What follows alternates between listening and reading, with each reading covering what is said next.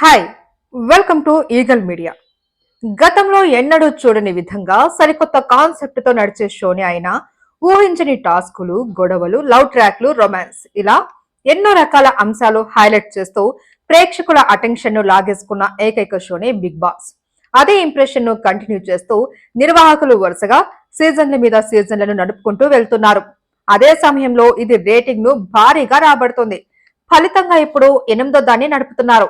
ఇక ఇందులో మొదటి వారంలో ఎలిమినేట్ అయింది ఎవరో అన్నది మీరు కూడా తెలుసుకోండి. మరి ఇండియాలోనే బిగ్ బాస్ చాలా భాషల్లో వస్తోంది, కానీ తెలుగులో మాత్రమే భారీ రెస్పాన్స్ సొంతం చేసుకుంటుంది.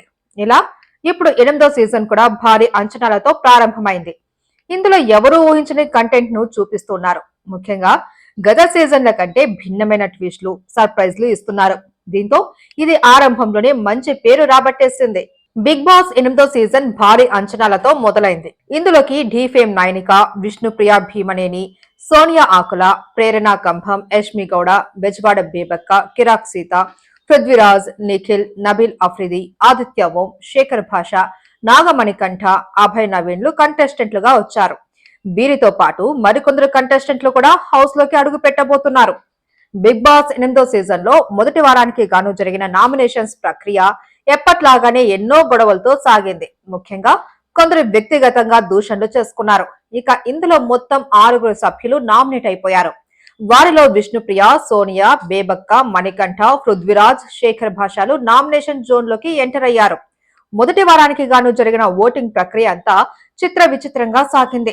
మొదటి 2 స్థానాల్లో విష్ణుప్రియ, నాగమణికంఠ ఉండగా మిగిలిన అన్ని స్థానాల్లో ఆయా కంటెస్టెంట్ల ఆటను బట్టి మార్పులు వచ్చాయని తెలిసింది. ముఖ్యంగా టాప్ కంటెస్టెంట్లుగా పేరు తెచ్చుకున్న వాళ్ళు కూడా తక్కువ ఓటింగ్ నే పొందారు. దీంతో ఎలిమినేషన్ పై చాలా ఆసక్తి ఏర్పడింది. వాస్తవానికి బిగ్ బాస్ షోకు సంబంధించి ఎలిమినేషన్ ప్రక్రియ అనేది చాలా రహస్యంగా జరిగే వ్యవహారమే అని ప్రత్యేకంగా చెప్పక్కర్లేదు. అయినా ఇది ఒక రోజు ముందుగానే షూటింగ్ జరుపుకోవడంతో సమాచారం మొత్తం లీక్ అవుతుంది. ఇక 8వ సీజన్ మొదటి వారంలో బెజవాడ బేబక్క ఎలిమినేట్ అయినట్లు ఇప్పటికే న్యూస్ బయటకు వచ్చేసింది.